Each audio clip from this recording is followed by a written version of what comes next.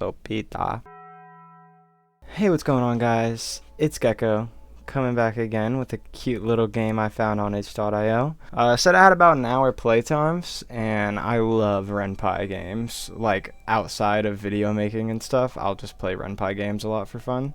Don't read into that too much, but I wanted to give this little game a playthrough. It looked pretty cute, and I thought, might be worth it. It's version 2.0, and, well, let's jump right into it. I hope it does not have voice acting, because I'd love to voice act every single character this whole time. That would be incredible to me. This is a work of fiction. The resemblance to any real-life people is purely coincidental. This game contains depictions of horror, mature themes, violence, and strong language. Viewer discretion is advised, so keep that beforehand. I did see a suicide warning, so if that's anything for you, keep that in mind. Another thing is I do have OBS pulled up on the right this time, so I can adjust the game volume at any time. Last time, I didn't even have my headset on when I was recording, so I couldn't hear any of the We Become What We Behold volume. So I really apologize about that. I tried my best to make it work without re-recording it, because I did feel like I got everything I wanted to say out there. So, here we are now. Let's get right into it. Caretaker. I'm sorry, but I can't stay here anymore, Nina. I feel like I'm going crazy. Nina. Calm down. If we can just talk it out. So many strange things keep happening, one after another. Every day there is this damn dripping sound. I thought it was just something leaking at first, but I check every faucet, every ceiling, everything, and still. It's kind of like Stillwater, huh?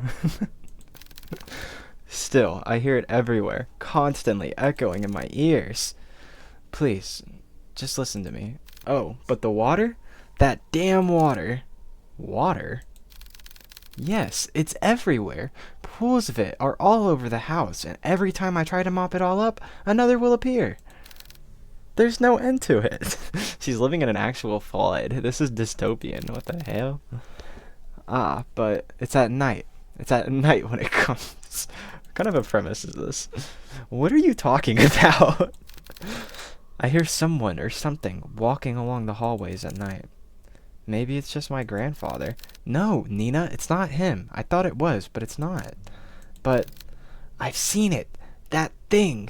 So I'm assuming this is like Nina's grandfather's caretaker. It's the only thing that makes sense to me.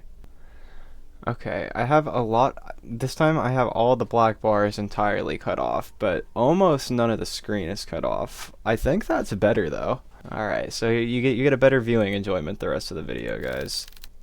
Oh, I scrolled back. I only glimpsed at it once, but I'm more than certain that thing was not your grandfather. Ever since that night, I would lock my door, and pray it would walk past my room. I don't know what's going on, but I swear it just keeps walking, always walking on pools of water. Sometimes I hear them randomly. Their steps are erratic and faint, but I can still hear them. Just this steady pace up and down the halls. But I think recently, it's no longer like that. What do you mean? Is this a horror game? I was going through itch.io just looking for a non-horror game. That's all I was doing, and it is entirely horror games. I'm not really a horror game guy. If you watch the Backrooms video, you know I'm not a horror game guy, okay? So, oh, sorry, let me read that line. I was just trying to find something, okay? And this still feels like a horror game. If there's jump scares in this, it says that there's minor jump scares. If I actually get scared of this game, I'm going to be so pissed. Every morning, I follow to see where the wet footprints lead. It walks towards something, more clearly than before. I hate this so much. It would walk down the halls, climb the stairs, and turn corners. All of it. I'd follow. Eventually, the trail would come to a stop. And it would all stop right by your grandfather's room. His room? If this is some kind of sick joke to scare me away, then please stop. I feel like I could have delivered that line better, sorry. It's not a joke, Nina. I meant when I said there is something wicked going on in this house. That can't be true. I know this is a lot, but you have to believe me. I can't stay here any longer. I'm sorry, Nina. It's okay. I understand. Thank you for taking care of my grandfather up until now, and I'm sorry for all the stress I've caused you. I'll be sure to pay you right away as soon as I... Nina, listen to me. I don't know what's happening around here, but... The woman on the phone cautiously looks around, turning her head constantly back and forth, looking over her shoulder to find if any others listening in. She grips the phone so close to her ear in a vice-like grip before speaking again in a hushed tone. Something terrible is lurking in this house. I don't know what, but please, as soon as you get back, take your grandfather and just leave this place. Animal Crossing villager. Leave? I can't just leave everything behind. We have nowhere else to go. Yeah, to be fair, you're probably living with the demons on this one. Please, Nina, this place is not safe. At least the caretaker, cares. The rumors, they're true. The curse is real. My family is not cursed. But Nina, at this rate, you and your family will... Enough! A pause. Cold and sharp tenseness strains the call as both women, exhausted and stressed beyond their comfort, try to stifle their growling frustrations towards one another. This is actually pretty good writing. This isn't edgy Pokemon fanboy game writing. This is pretty decent writing. Neither yielding to the other's thoughts, only leaving anger and hurt to fester through the silence. After what feels like a suffocating stillness, Nina finally sighs heavily and responds bluntly to the caretaker. Look, I don't know what you heard or saw, but I can't just leave things like this. Whoever, or whatever they are, they will answer to me. I won't let them have their way. I don't have time wasting my energy on this stupid curse, so if you can't help me, then so be it. I'll find a way. Oh my god, my dog's barking. Nina, my grandfather is all I have left. He is all I have left. I don't want to look in the shadows expecting something scary, but I am. Oh god, it's the shadow figure. Okay, that was slightly scary, but not scary enough. They say diner or dinner? I hope it said diner, bruh. Please be at a diner. Amid a foggy morning, there sits a man by the corner of a booth. It's a diner. Let's go. He drinks a black coffee, and depending on his mood, occasionally orders a donut. And today, it was just black coffee. This, I'm assuming, is our main character. I didn't show the, where it opened up to, but it opened up to, this guy looking sad, so... Hugo. Ugh. I swear, I've never seen that amount of... Wait. I think I delivered that wrong. I swear, I've never seen that amount of paperwork in my life. A freaking mountain worth. You're a valuable member of our team, Hugo. My foot. I'm starting to believe that I was bamboozled into joining their agency. I like how family-friendly this guy is. He has 3. That's 3 in a row. A bamboozled, a my foot, and a freaking mountain worth. Hugo Laurent, age 30, takes a good look at his cup of joe and chugs it all in one sitting. Think that's Laurent, right? He then continues to grumble to himself about last night's grueling work at the office. I really need to find a different job. As he contemplates his poor life choices, he looks out towards the early mist. There was something inherently terrifying about the fog to him, how it engulfs everything and nothing. I love the music in this game, by the way. I might use this in some videos for some somber stuff, although I do have a good amount of somber stuff. Most of my stuff is somber, even though I never use it. Even if it disappears, it always leaves behind traces, proof of it remaining. Even in a quaint little town like this, I can't even run from my fate, I guess. Hugo finally stares at the compiled newspaper clippings he put together. Some of them from recent events, but mainly all were past headlines of missing persons cases. No matter how many times I see this, it's still just as hard to look at. Fixating case after case, he can't help but remind himself that there is a reason for all this. An all too personal reason. Seeing strange things comes with a price. In the end, I'm the one doing this to myself. It's weird how it's going between narrating him and his thoughts instead of him talking. it's kind of like a weird writing thing where it's hard for me to understand, but I think that's just me. I doubt anybody else is having that problem. Sometimes it's hard for me to even read popular books because of stuff like that, where it's like the way it's written is like good and it's correct and stuff. It's just hard for me to comprehend. In the end, I'm the one doing this to myself. Sounds rough. Oh, you know, maybe I'll take that one back. This one's out loud. Yeah, this one was out loud. In the end, I'm the one doing this to myself, he says quietly to himself. Sounds rough. Mind if I join you? You really gotta do this to me.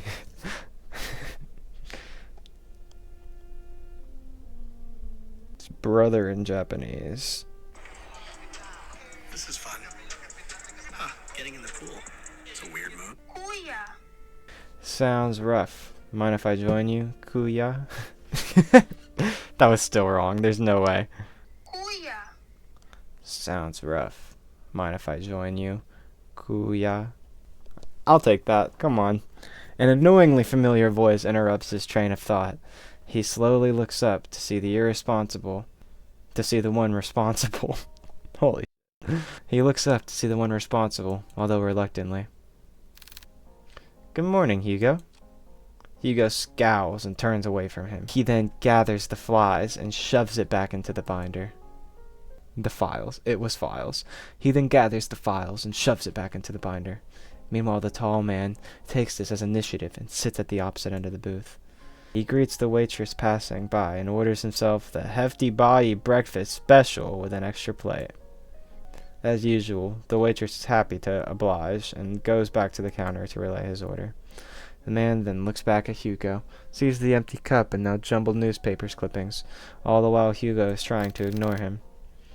You really should eat something with that black coffee. Not ordering any donuts today? I'm fine, Noah. I'm just not in the mood today, okay? Not even a little? There's momentary silence before Noah disturbs it once more. Well, too bad for you. Ordered a big breakfast for the two of us. Two? As if the world could grace Noah with an even more perfect punchline, the food arrives. Why the hell did you order food for the two of us? Just eat what you want to eat. Don't worry about me. Whoa. You know what? It's probably going to be a consistent theme. I gotta just go for it, right? Muking masarap.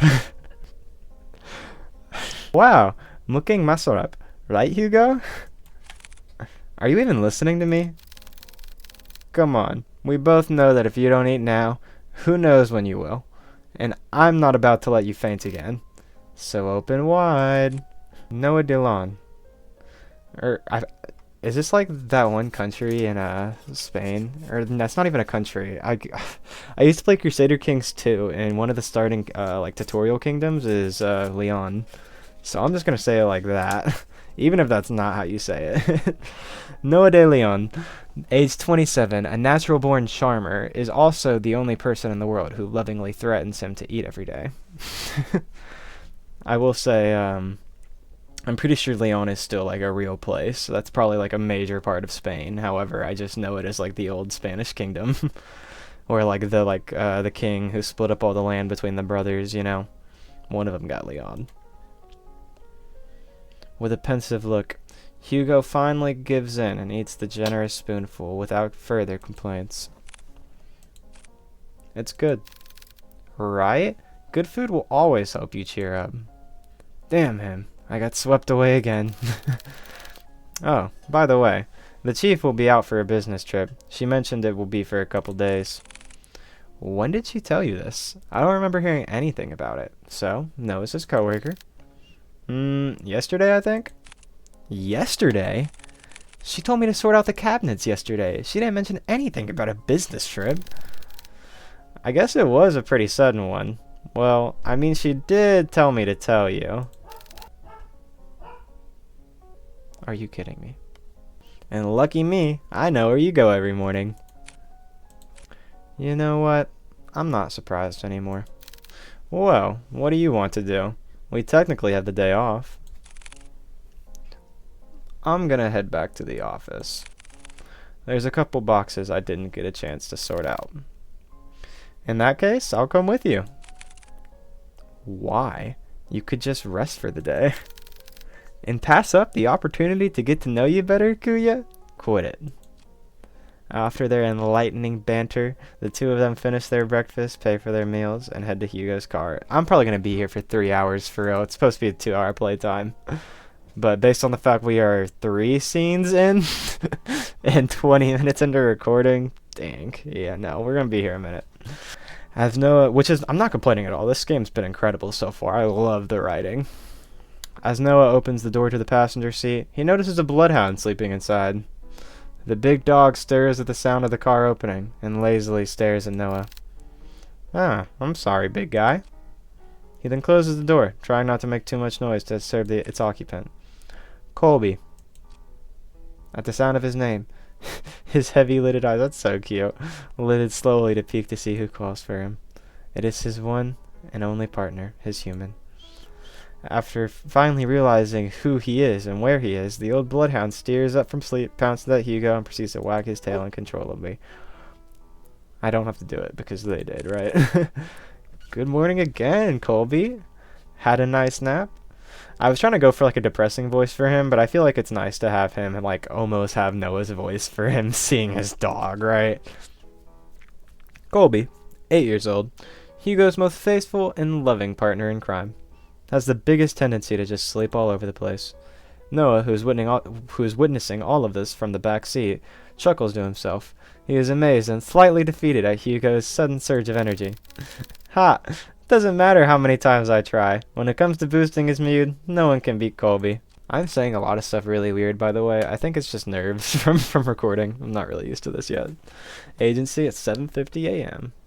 Is that 7:50? I feel like 7:50 would be like here. Or like here, maybe. That seems like 9 something. Come on. Wait, no, 9's here, so that's like 8 something. You know, maybe I'll give you 7:50. The three head back to the office. The space is just the same as Hugo left it. A decent organized mess. To his credit, for the amount of boxes he painstakingly went through, he believes he did a fair job. Albeit it could have been better. Wow, you really outdid yourself, Hugo. It looks less crowded. Ah, shut it, will you? I said I was gonna get to it. Thanks, boy. Before Hugo could continue to give deserved head pats, he notices someone. A woman stands timidly, peering outside from the storefront. She looks a bit frantic, and even more relentless with her dishevled and ill-fitted clothes, drawing emphasis to her already too visible petite frame. The woman tries to grasp the door handle several times, but stops before she could touch it. Her brows furrow, agitated and distressed about something, so much to the point it's preventing her from just simply reaching out for help. However, when she finally makes eye contact with Hugo, she immediately rushes in. I'm so sorry. I know that closed sign is up, but I saw you come in and I... Are you alright, miss? I need your help. My grandfather, he... I have a feeling this is that one girl. Before she can continue explaining, Noah swiftly cuts in front of Hugo and intervenes, in all too practiced manner. It's okay, miss. We'll hear what you have to say. So please, why don't you sit right over there? Noah gestures to one of the empty seats on the other side of the office. The poor woman hesitates for a moment, clutches desperately to the strap of her purse, her eyes focusing apprehensively on the gestured seat. After mulling over Noah's offers, she quickly glances back and nods. The woman then walks over to the corner of the room and sits on the edge of the sofa, her posture is wary and tense, giving no sign of comfort for even this brief moment of peace. Can you start off by telling us your name? I apologize for earlier. This is Nina, right? I'm usually a bit more... Oh, sorry. Let me do a better reading. I apologize for earlier. I'm usually a bit more composed than this, but I guess I'm failing at that, too. My name is Nina Mortimer. Ah, hello, Miss Nina. My name is Noah DeLeon. I am one of the assistants here. That big guy next to you is our lovely assistant, Colby. And the one brooding over here is Private Investigator Hugo Laurent. I'm not brooding, I'm just tired. and our chief is away on business, but I think we can still accommodate you. So how can we help, Miss Nina? For just a moment, Nina appeared a bit more lax, more hopeful, maybe even relieved from this warm welcome. However, she once again tenses up. The guilt and shame come rushing back to her, visible by the creases of her brow as she once again realizes why she is here. I need help watching over my grandfather tonight. Tonight? Yes. I know this is a strange request, but my hands are tied on this. It has to be tonight. I'm sorry, Miss Nina, but I don't quite understand. Is your grandfather in any danger? I think someone is trying to take him. Animal Crossing villager. Take him? Miss Nina, I think you should contact the police right away. They are far more equipped at handling this kind of situation. No, they're not! I've tried requesting for their help, but they've given me the same answer verbatim for weeks now. They would send someone out to watch over the manor for the entire day, but by the end of their routine, they would always report back nothing unusual. They saw no one else leaving or arriving at the house other than me or the caretaker, and despite telling them in detail about the letters and all the strange thing that's been happening, there is nothing more they can do about it but just sit around until it escalates even more. I can't wait any longer, any more than this, and it will be all too late. If only I knew who Lewis was. Lewis? She lets out a gasp. Her hands shot over her mouth, realizing she has said too much so carelessly. She tries to avert their gaze, but Hugo stares at her persistently. Miss Nina, who is Lewis? Are they the one causing all this? Once more she contemplates. Her brows knit closely together as she bites her lip nervously, as if the words she wanted to say have suddenly died out, too heavy to even mutter. A mistake she can't take back. Before the silence stretches further, Noah speaks to Nina with a gentle and reassuring tone. Miss Nina, I know it's scary, all the things you've mentioned to us so far, and no one should ever have to experience, especially by themselves. And I assure you, we'll listen to all of it, I promise. Wild and manic eyes search deeply at them, trying desperately to discern any doubt or mistrust on their faces. However, all she sees are people who are willing to give their time to simply listen to her, to actually help her. From this alone, Nina looks to the side, where her purse is, and opens it. Tucked inside the pocket, she takes out a single, slightly crumpled envelope with a pigmented wax seal crusted in the middle. At a glance, you can tell right away this letter appears to be a bit more worn out and antique, and yet despite its delicate form, it remains well preserved, well kept. It's as if the letter itself was untouched by time, forever waiting to be opened. Grandfather has been receiving these cryptic letters for the past month now. The letters didn't come with an address or name of the sender, but this one is different from the rest. They had the name Lewis on it. As she hands over the letter, Hugo notices her hand slightly shaking. Nina is still avoiding his gaze, but she knows she is trying in earnest. But before he could reach out his hand, he senses it. A faint shift in the room, unnoticeable to the others, but all too glaring to him. There is something very wrong with this letter. Suddenly, Hugo recoils his hand away in pain, like being struck with something sharp so spontaneously, so memorable, that even if the pain disappears within seconds, a hint of it remains. Something so small, akin to a prick from a rose's thorn, or more like a paper cut. Are you alright? I'm sorry, I didn't mean to hurt you. Was all of that over a paper cut? This game has some pretty decent writing, I'll give you that. No, I'm fine, Miss Mortimer. It's not your fault. It's not your fault. Hugo stares squarely at the cut. A thin red line starts to form slowly by the top of his index finger, trailing down and stopping just above the first crease. A red so clearly visible it's taunting. That doesn't look like a normal paper cut to me. Let me get you a Band-Aid. It's fine, Noah. I don't need one. But really, it's fine. Doesn't even hurt that much. Noah takes one good look at him before sighing exasperately. and sitting back down in his chair, still eyeing on Hugo's hand. Hugo shrugs and returns his attention back to the letter, but this time, luckily, nothing happens. For to reach all the way out here with just a letter alone is truly terrifying. Carefully, he removes the contents of the envelope and unfolds it. At first, it looks like any other normal written message. A person named Lewis is asking the other, Henry, to come meet him by the lake at midnight, needing to share something important with him. However, what's eerily striking about this is not the letter itself. Appearing at the bottom of the page, a message scrawled, unlike the rest, stands out visibly to Hugo. A message that shouldn't be there. Remember our promise, Henry. When did you receive this letter? Yesterday. And your grandfather? Where is he right now? He's currently back at the house with a caretaker. I promised them I wouldn't be out for too long. I made an agreement with them, you see. Oh, what sort of agreement? The caretaker we have now has agreed to watch over my grandfather, but only during the day. Before nightfall, they would leave exactly at the same time. Before nightfall. I wanted to believe that this whole thing was an elaborate scheme to scare my family away. I know that this sounds crazy, but at one point, I thought everyone was in on it. The mail carriers, the officers, the caretakers. Everyone had a hand at making our family suffer.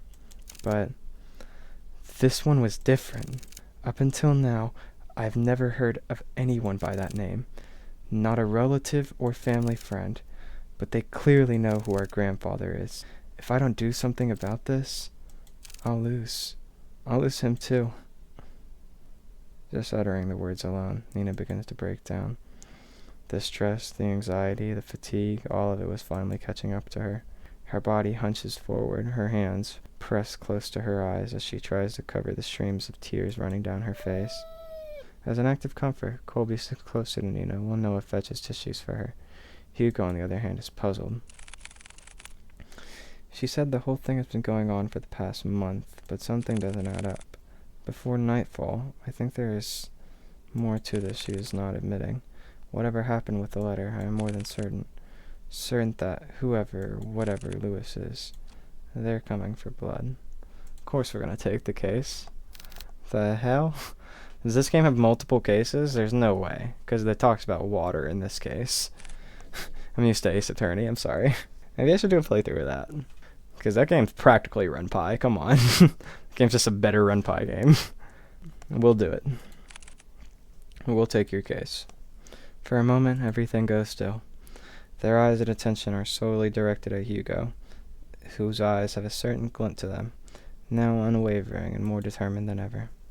Before anyone else speaks, Nina stands up, wipes away any stray tears from her face, and walks up to him. You'll take it? Hugo simply nods. Thank you. Thank you. You don't know how much this means to me. We're glad we're able to help, Miss Nina. Please, just call me Nina. Well, Nina, we'll do our best. Nina's kind of bad. Nina smiles at Hugo and Noah in gratitude. Her eyes renew with a faint gleam, a hope that maybe things will change for her and her family for the better. However, before heading out, Nina reaches into the bag once more.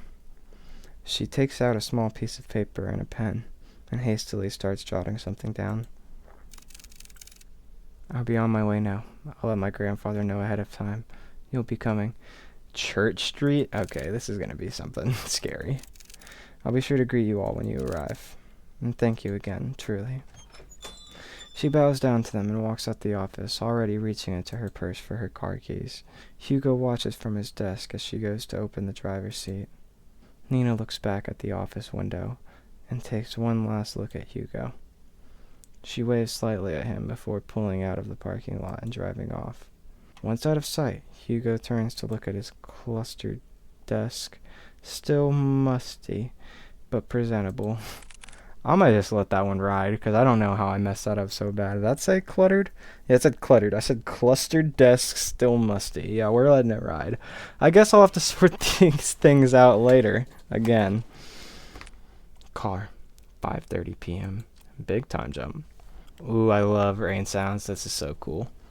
From the ongoing downpour to the quiet hums of the car, They sit in silence, still miles off their destination. Hugo constantly checks the rearview mirror to see any passing cars, but it was only them on the road. Noah, who usually chats his ear off by now, leans quietly against the car door as he looks out the passing street lights, reserved and distant. He hasn't said a word to Hugo since they left the office. Hugo speaks first. Hey, you're a lot quieter than usual. What's wrong? Huh, what a surprise. Have you been looking at me, Kuya? No, you idiot. You usually just talk a lot, that's all. So, do you miss me talking? Just say it.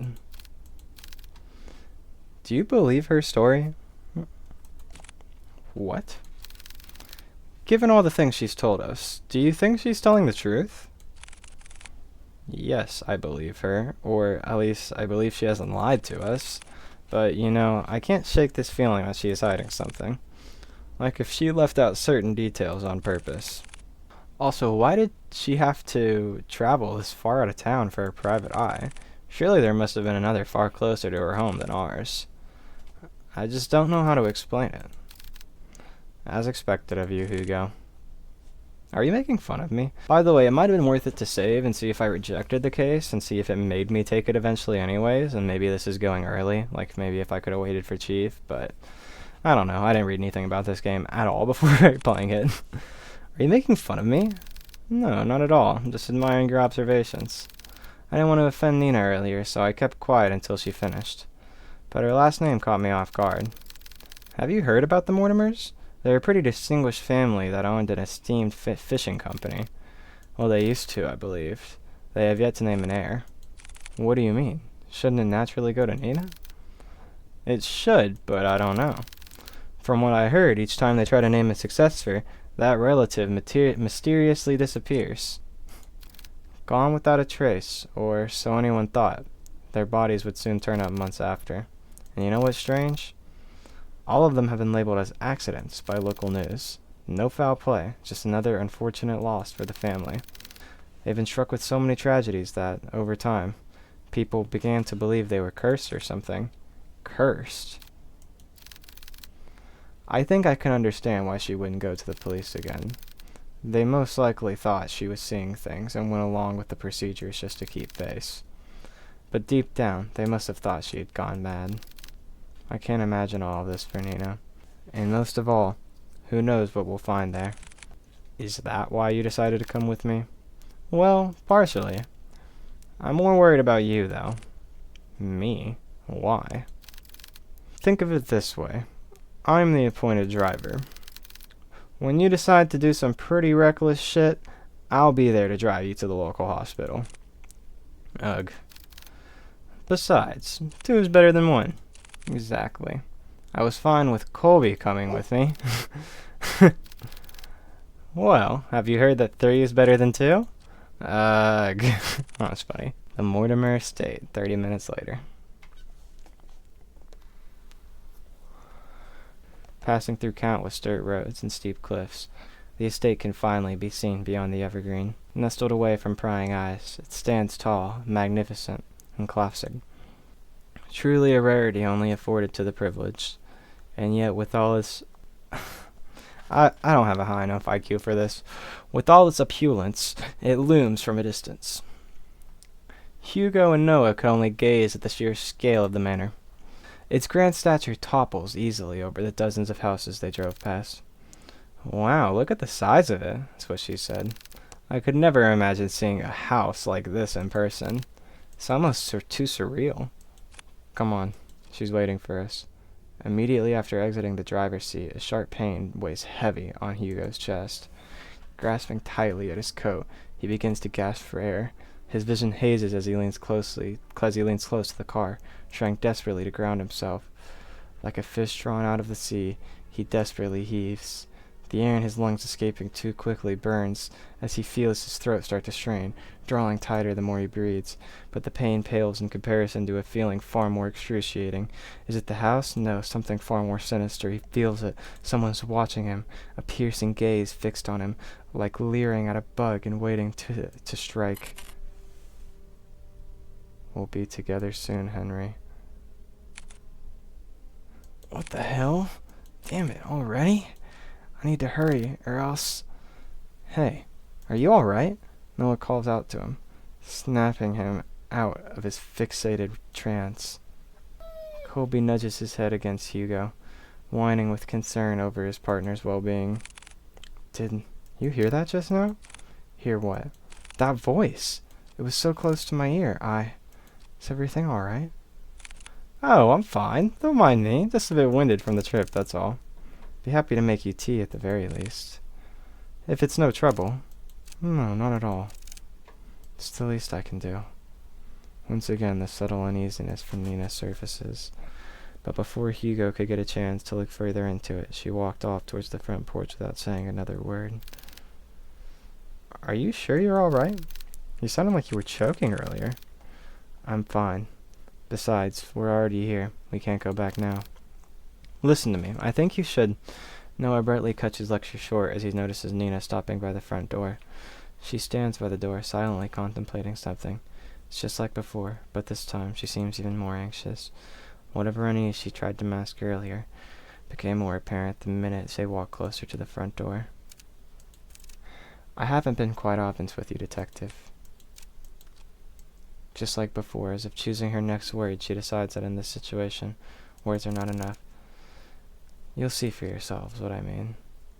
And with that, Nina enters the house, leaving the three to follow behind. Hugo's about to enter the foyer when he feels a tug on his arm. Don't forget what I told you. If something happens, let me know right away. You'll be the first to know. And with that, Noah releases his grip on Hugo. So we're leaving the dog and Noah behind? Not expected. After basically having a heart attack out front? Come on, Hugo. Greeted with a brightly lit hallway, Hugo immediately notes that the interior is just as grand. Adorned with floral accents, antique furnishing, the house itself exudes the word excellence. I'm gonna let that one ride, too. A classic and rustic charm with the hallways and floorings made from the finest wood. Hugo couldn't help but gape when he walked in. However, he notices something even more distant than the splendor. Behind the seemingly perfect veneer, an unsettling air reaches throughout the house, leaving no room for doubt that the inside is far more terrifying than the outside. Please come this way.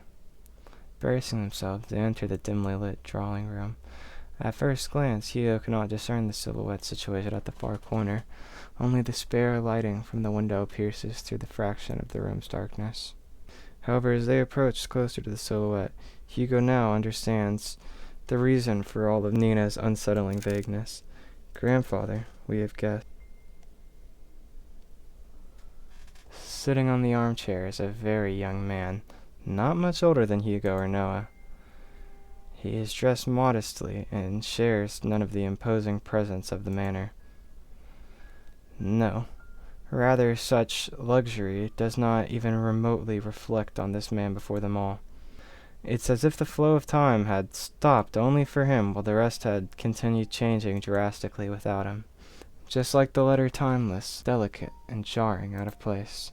Staring only out the window, the young man sits there dazed with little acknowledgement of the people around him. Still, motionless, like a call. Grandpa, these are the people I spoke of. This is Detective Laurent and his two assistants, Colby and Noah. They're going to help us. His name is Henry. Okay. So we're dealing with Henry Afton here. No. But clear theme with the name Henry around here. We'll meet soon, Henry. All the stuff about Henry. Henry's clearly killed a man named Lewis in his past, okay? Henry's dealt with some stuff, and he's clearly using it for their life energy, alright? There's some Stillwater going on here, clearly. These are the kind of thoughts I have while playing games like these by myself, so since I'm recording it, I thought it'd be fun to share a little bit with you.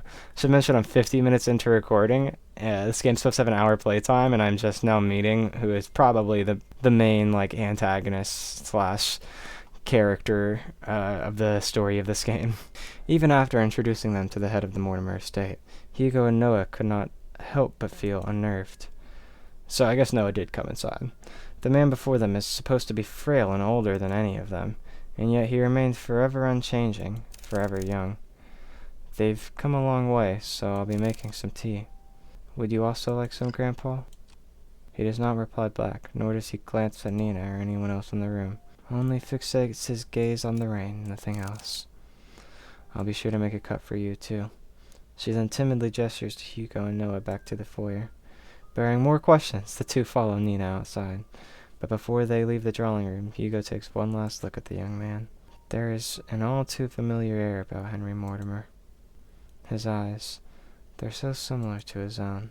Whatever he must be longing for, Hugo knows it will never end well.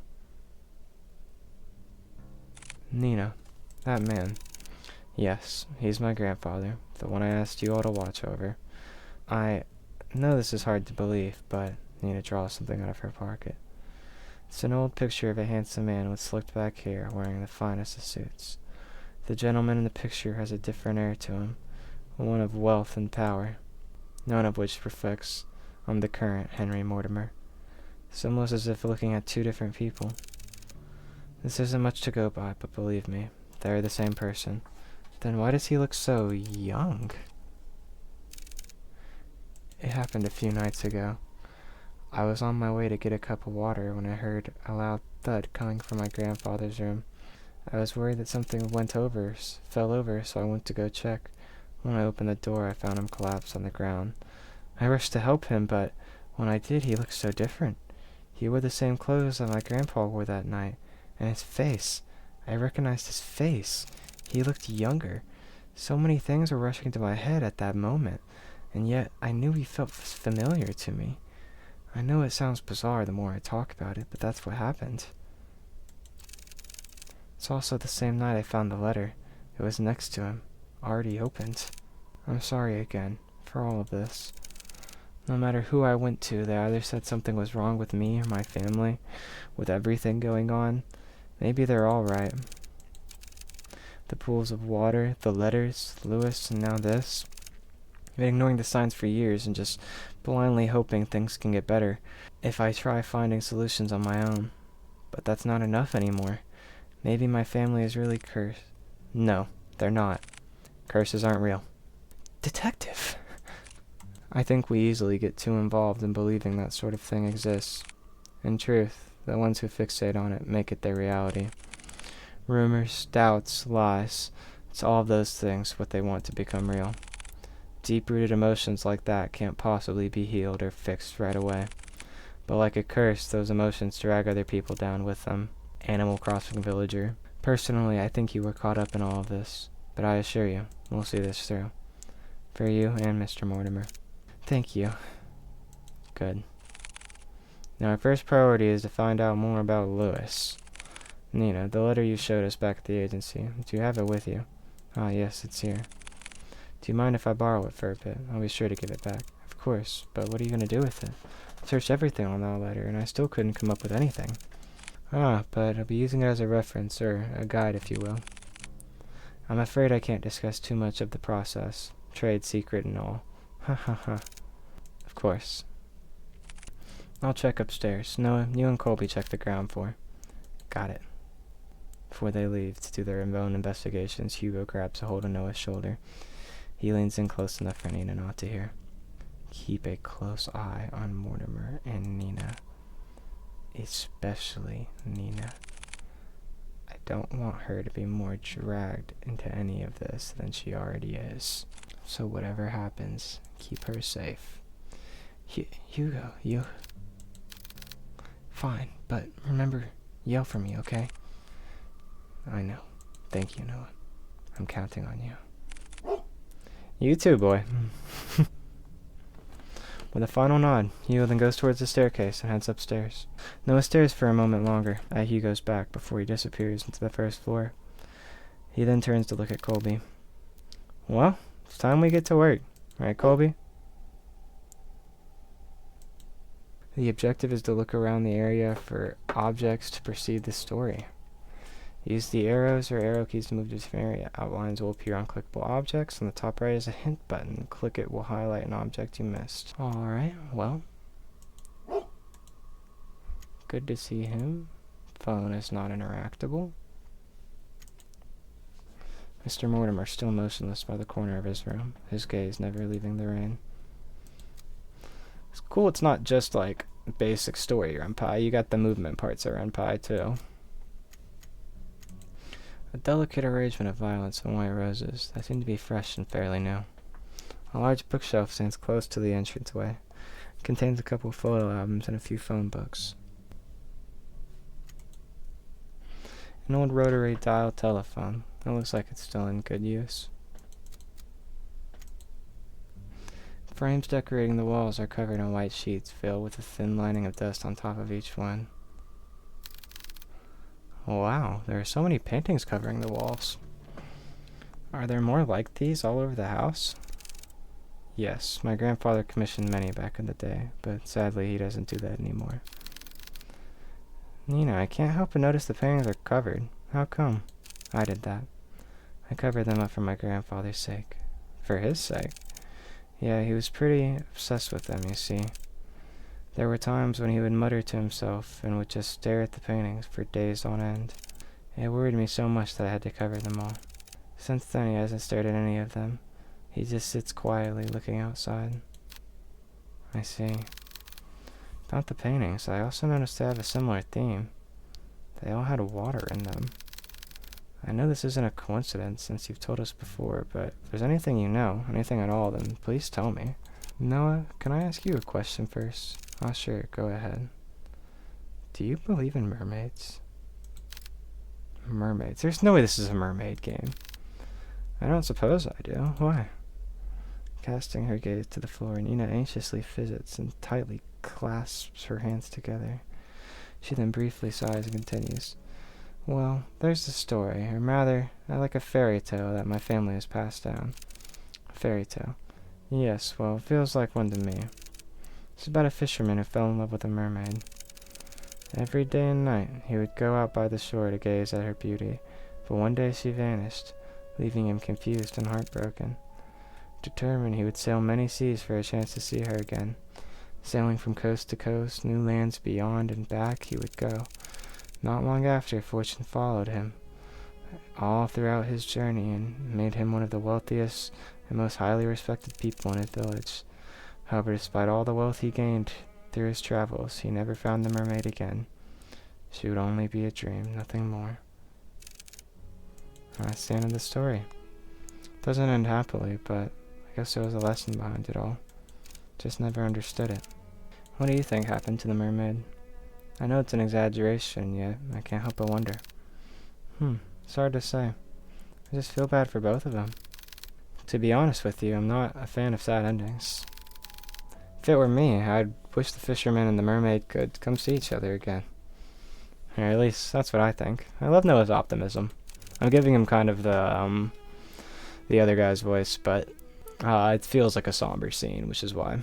Even if they weren't meant to be with each other? Yeah, I think so at least. I wouldn't want to imagine going through a journey all by myself. It's hard being alone. A journey all by yourself. 11:30 now. I feel like that story implied something about Mortimer, who's constantly staring at rain and used to stare at paintings of water. So I feel like we have our mermaid man. Our wealthy mermaid man. After searching vigorously through each of the rooms, he knew his findings would eventually lead him here. This is it. Hugo walks towards the nearest lampshade and switches it on. Dimly illuminated, he sees the extent of how lavish this part of the house is, from the customized window drapes to the vintage furnishings. Everything here exudes the extravagance, but like the interior Hugo's seen so far, he finds this one particularly reeks of it. Plastered from wall to wall, the gloom lingers. It's as if the room itself is moldering, despite its preserved nature. Okay, I didn't want the hint thing on at all times, okay? I just wanted it for after my first check. A classic wooden chest lies at its foot, the canopy bed. It's locked, still firmly safeguarding whatever inside. I'm assuming I'm gonna find a key. An old photo of a lost time, a sweet summertime memory of a little girl with her beloved grandfather. A pristine pearl-white tea-set sits patiently by, untouched and unused for quite some time. Scattered pieces of paper, all forgotten, lie waiting on the cold floor. Heavily etched markings found scrawled all over the papers. A leather-bound journal rests on the edge of the table. Its pages are torn out so haphazardly that the binding itself is starting to fall out. Atop the fireplace, unblemished, unmarked by time, hangs a curious and familiar painting of a beautiful woman floating on water. I feel like that's a mermaid. So the fact it's not showing it to us is a little telling. The last thing's the bookshelf. A meticulously organized set of academic books ranging from non-fiction to geography are all displayed, however hidden away beyond the vast collection of children's fairy tales. All carefully kept. I need to hurry. I don't want to stay here for too long. Mortimer Estate, 11:50.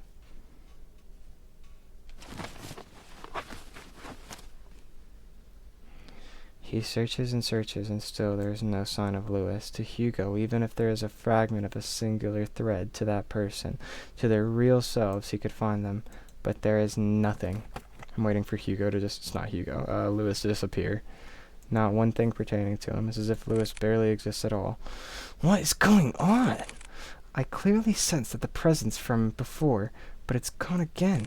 Damn it. I wish I had more time. No, calm down. It has to be here. I just need to focus. He ponders again, retracting every step, every little detail, hoping that he overlooks something.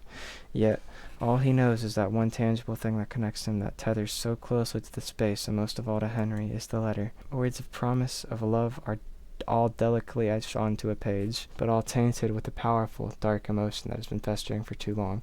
Maybe Lewis is the mermaid, and he never came back to see Lewis? I have a lot of weird guesses so far. Tainted. From the very start of all of this, Hugo believed that whoever Lewis was, they were the ones responsible. He thought he could find them and convince them to stop their haunting for good, to bring them peace and to move on. However, this isn't the case anymore. The unnatural force that binds everyone so closely together in this family is not the cause of an angry spirit. No, it's something far more devious than that. He takes out from the envelope and he notices a change within. Bearing no foreboding threat at the bottom of the page, it looks just like a regular letter. Or what it once was, a sad, tragic love. If you can't come, then I understand. Things have gotten more complicated with your mother ever since she found out about us, right? I'm sorry, Henry, for everything. It hurts to see you so torn up like this. I would never hurt you or drag you along with me. If this is to be our farewell, then can I ask you one last favor? Could you keep my locket? I know this is selfish of me, but I'd like for you to have it. I'd be happy to know it's safe with you. My heart will forever be yours, Henry. With love always, Lewis. So this was the true letter. A small warmth emanates. Sorry, that gave me such chills. This is such good writing. Oh my goodness. I love games like this. My whole body has chills. An hour in, by the way. A small warmth emanates from the page, wrapping closely around his fingers, quiet and soothing. The fragment Hugo was searching for. Lewis. I'm sorry. You are also a victim in all of this, too. Please, if you can hear me, I need your help.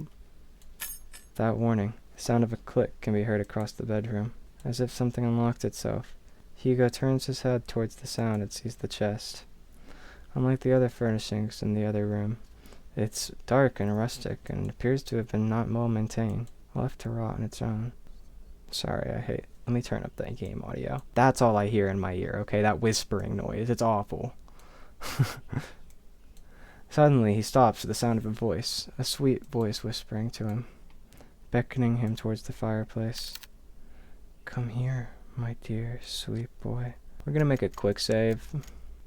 Don't go to the painting. No. Stay focused, Hugo. I won't let it get to me. I feel like that alternate ending has a jump scare there, so... Inside... Scrambled together are bunches of notebooks and small trinkets. Hugo continued to rummage through when he stumbles across an old newspaper article.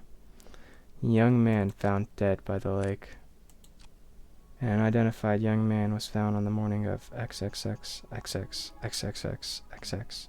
3 days prior to his death, according to the police. Ruled as a suicide, police claimed the troubled youth drowned himself. This is certainly a tragic loss, an unfortunate event indeed. XXX comments. No claim of his body has been made yet. Lewis. By the corner of Hugo's eye, he spots a bright glint buried beneath the clutter. He reaches for it. Oh, is that Lewis? I can't tell. For how important this is, they did make it surprisingly small. Locket of brilliant gold shines unembellished, retaining a timeless luster. Inside it safeguards a picture of a young man with glasses, smiling brightly. This must be the locket he was talking about. It's so pretty. So it's not a story of a mermaid. The mermaid fairy tale is a metaphor for this relationship between Lewis and Henry. And it's not a haunting. It's not evil, it seems. This is a really, really well-written story. And this picture. Did he put this here? No, it might have been Henry. But why would he store it away like this? What should I do? For sure take the locket. Should probably hold on to this for now. Take it to him. Please. Lewis? Gentle but distant please echoes in Hugo's heart. Forgotten ache of yearning and regret winces to him deeply. By the way, whenever I quick save, yeah, it doesn't actually perma-save, so we're never gonna know about that jump scare. Sorry, gang. Feelings not of his own start to rise, like small ripples on a pond. Wanting to be found again, he remembered. Don't worry, I'll bring it to him. I'll make sure of it. Hugo's about to put everything back into the chest when he feels a wet, cold sensation crawling up his leg. Let's do a perma-save here. What? Water? A pool of water relentlessly spreads across the floor, already seeping into the chest. Damn it, no. Suddenly the light shuts off. A scream is heard, followed by a myriad of shouts. Hugo's about to call out to Noah, but stops at the sight of pale feet before him. Looming over him stands a tall, ominous figure. His face is shrouded in complete darkness, devoid of any human emotion. It appears as a young man, but Hugo knows that this is far from it. No, the very thing that is trying to intimidate a human form, trying to be human. Hugo could only stare back. Ah, that's why it called us to the fireplace. Paralyzed with fear, he is forced to watch the horror as it slowly creeps towards him. It is just like before, the sensation of someone staring at him from within. I don't really want to look at this. Okay, good, it's not the whole thing yet. But this time, it's drawing nearer, inching ever so closely. The words to call out to Colby or Noah fail to reach out. Lodged in his throat, he struggles in pain. With his breathing shallow, he tries to force his body to move. And then it stops. Looking down at Hugo, filled with nothing but malice and contempt, it speaks.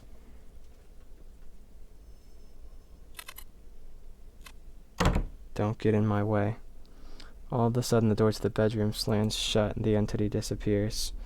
The tension from his body finally releases its agonizing grip, and he gasps desperately for air. Ooh. I see. I wonder what the evil spirit is. Usually I can put a game like this together, and I think the pieces are very well laid out. However, I still do not see with the ending coming yet. The tension from his body finally releases its agonizing grip, and he gasps desperately for air. His vision blurs and his breathing is haggard. He staggers towards the door. He yanks at the handle several times, but it's tightly jammed. Fuck! Noah! Colby! To his dismay, he is only greeted with silence at the other end of the door. Damn it! From a distance, he faintly hears the sounds of Colby's relentless barking as it gets further away from the house. Hugo rushes towards the window. He tries to pry it open, but just like the door, a heavy force prevents it from doing so. Like being underwater, his movements are slow and drawn out, as if being dragged down by that thing. Fuck this! Frantically looking around the room, he spots a nearby chair. Without a moment sooner, Hugo grabs a chair and starts to strike the window. Bit by bit, the window cracks get larger and larger with each blow, splitting off into smaller pieces. What the hell is this thing made out of? Still trying to catch his breath, he musters all the strength he has left for a final blow. Damn you, just break already! Clearing out his remaining glass shard, Hugo peers his head out to see if there's any railing he can grab hold of. However, he discovers that the wall adjacent is covered in ivy. Despite how heavy the rain is, he drastically becomes. He reaches out for it, grabbing a handful of the vines. He climbs down the window, gripping tightly, and makes sure he doesn't lose his footing. Yet to his left, the patch of vines he clutches starts to tear away from his wall. Out of desperation, he struggles to find his grip on another, but fails when his hands slip out of reach. Shit! Clamoring wildly as he loses grip on the ivy, he crashes and lands down onto a thicket of bushes. Air forced out of him, he heaves uncontrollably, trying to even get out of breathing. But even that is laborious, and immense pain spreads across not only his back, but his entire body. God, I'm getting too old for this. Although his body screams out in pain, he forces himself up. There's still time. I can do this. I have to do this. With staggering feet and haggard breath, he makes his way to the place where it all started. To the lake, where the tragedy starts and ends. Lake. No idea what time. It is late, bruh. Late at the lake. Finally entering through the park, Hugo calls out to Colby and Noah. Colby! Noah, where are you? He hears the sounds of barking and echoes of people yelling in the distance. He rushes towards the echoes, guiding them through the downpour. With his heart racing and blood rushing to his head, he finds his way to the lake. Drawing closer, he sees Nina giving chase to her grandfather. Unfortunately, she doesn't get too far as Noah stops her. Grandpa! Stop! Grandpa! Let me go! My grandpa, he's... No, Nina. It's dangerous. You'll get hurt, too. I don't care. I don't want to lose anyone anymore. It's at that instant Hugo trudges against the water, pursuing Nina's steed. Hugo! No, don't! Please fall to deaf ears. Not even the whines and worries cries of his partner could make him turn back. Determined, he forges ahead. Nearing the deep end of the lake, he sees Henry Mortimer, gazing directly at the abyss. He looks even more frail and disheveled than before. It's as if all the life he's lived up until this point has begun to fray, draining every ounce out of him and surrendering it all to the lake. Before Henry could lean in, Hugo reaches out and tugs at his arm. Mr. Mortimer, listen to me. Nothing is waiting for you down there, so please come back to the shore with me. Motionless, unresponsive, he stares deeply into the water. The haze over his eyes is still obscure and persistent. There are so many things we cannot afford to lose in our lives, and you're one of them. To Nina, you're all she has left. She needs you, Mr. Mortimer. Hugo felt it, a slight jolt from Henry's arm, as if stirred by the memory of Nina. He slowly turns to face Hugo. Nina. However, just as cruel and violent as the storm, Henry jerks back, wrenching his arm from Hugo to hold him. No, no. All of this is my fault. If only I'd got to Lewis sooner, then none of this would have happened. He was waiting for me. He was patient with me. And yet, for all the things he's done, I chose my family over him. He's gone because I didn't pick him. Henry backs further away from the shoreline. Mr. Mortimer. His manic eyes never straying away from Hugo as he keeps his distance from him. Lewis, I'm sorry. I was the one who dragged you into this. You deserve so much more, and I wished... Struggles over his words. He clasps tightly to his shirt, his throat dry and taut from all that he has bottled up. From all those who repressed in silent years of just waiting for this curse to finally take him. I wish I had gone with you that night, Lewis. Sir, even if you still covet that wish, it wouldn't resolve anything. Not for you or Lewis. I read what he wrote to you those years ago. He understood if you didn't want to come see him. But the thing is, Mr. Mortimer, Lewis never thought anything less of you. He said so in his letters to you. His letters. For the longest time, I wanted to believe he hated me for that, resented me for that choice. Or at least, I thought it was easier for me to think that way. How long has it been since I talked about him? Sorry, I'm actually about to cry. This game is so good. It's been too long, sir. But that's why you don't have to shoulder all of that pain by yourself anymore. We can talk about it. About you and Lewis. All of it. Together. Hugo extends not only his hand to him, but a promise. A promise that Henry yearned so long for. A way to forgive himself. He hesitates at first. What fool believes in a deserved forgiveness? Such a thing doesn't exist. And yet, despite everything, Hugo still reaches out to him. To a stranger. Maybe he can be forgiven. Just as he was about to reach out for Hugo, A hand slithers around Henry's instead.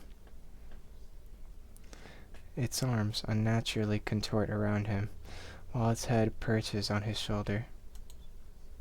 This thing, this Lewis, is no longer pretending to be human. With piercing cold green eyes, it glares directly at Hugo, mocking him, cursing him, wishing nothing but despair. We can be saved? We can be forgiven? There is only one true way out of this. I will share with you the most happiest of endings. Before Hugo could reach for Henry's hand, he disappears into the water. Mr. Mortimer, without hearing the extinguished cries and desperate pleas, Hugo dives after him. If I just cried and this game's not going to have a good ending, I'm going to be so sad. Because I know there's multiple endings, and if I didn't get the good one, like, bruh. Plunging into icy waters, Hugo feels shock running rampant throughout his body, like spikes continuously piercing his legs to the tips of his fingers. Fiercely and unyielding, his chest tightens and his heart races as he begins to kick his legs, hoping whichever way he goes, he'll find his way to Henry. Swimming deeper and deeper in, he sees faintly a figure slowly descending into the darkness. As he finally gets closer to Henry, long snake-like arms stretch across the void and grab Hugo's neck, violently squeezing all the air from him. He tries desperately to wrench its hands away. But with each struggle, Hugo's movements begin to weigh heavier and heavier. Lewis. Where are you, Lewis? It's looking for Lewis? Digging deeper in his coat pocket, he grasps tightly in his hands the locket that Henry kept and had long forgotten, holding it out as it shines ever so brightly in the dark. Ah, there you are. It releases its grip on Hugo and instead reaches out for the locket. Taking this as a chance, he drops the chain and kicks it with all his might to grab Henry's arm. With his heart and body screaming in pain, he swims desperately to the surface. Almost there. I just have to. As the light from the surface begins to blur, Hugo makes one last attempt to reach for it. With his limbs worn out and his energy spent, this is all he can do. For where he loses his consciousness, he notices a figure swimming towards them, getting closer and closer. Then everything fades to black.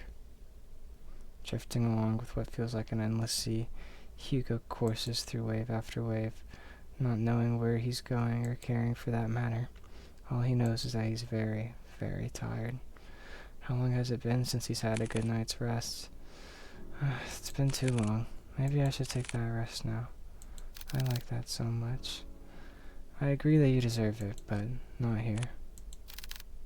I'm sorry for startling you. Just wanted to see you one last time before I go, Lewis. You've done so much for me and Henry. I can't thank you enough. No worries. I want to thank you for watching over me. And also, I want to apologize for my remarks from before. I really thought that I had things figured out once I found you, but you know how that turned out for me. It's alright, really. After all this time, I didn't think anyone could hear me. Especially Henry. Lewis. I was worried about him for a long time. He always wanted to keep me away from his personal struggles, to keep me safe from them. But I was too stubborn for my own good. Honestly, I don't regret it. Any of it. Even if I could no longer reach out to Henry. Fate weaved its thread back to you, our tangent, connecting us once more to this very moment. And for that, I am forever grateful to you, Hugo. And welcome, Lewis.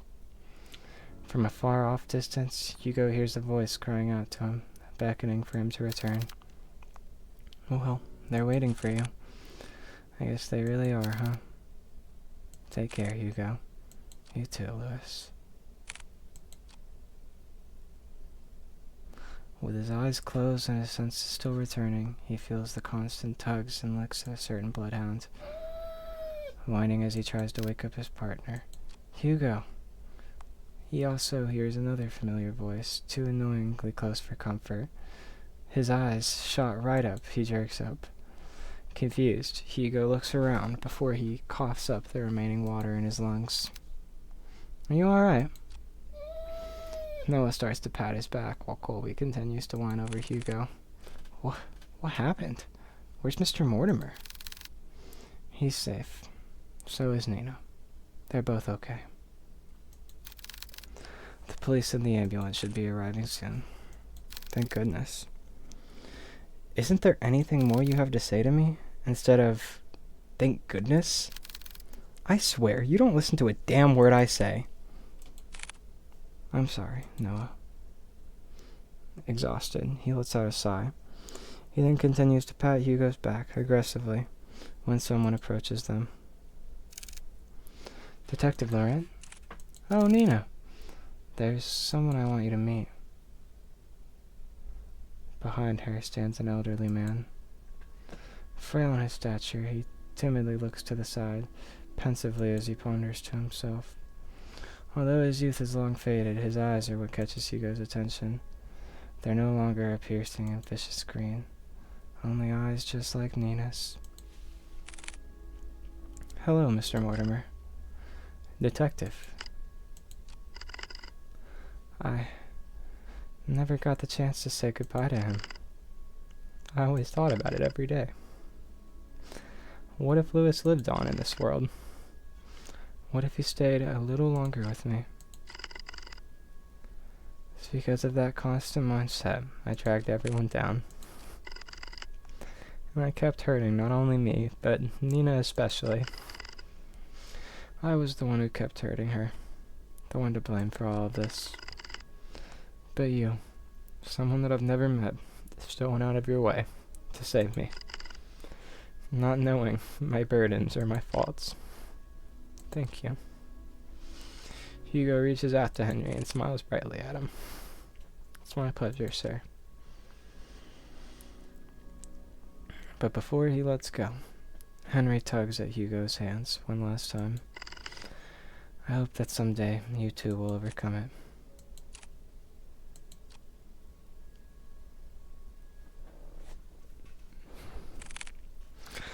I liked that it did kind of hint to whenever he first saw the grandfather, he had like hints of greens that Hugo only saw within himself, and like stuff lines like that. It definitely does imply a much deeper meaning to this, which I think is super cool.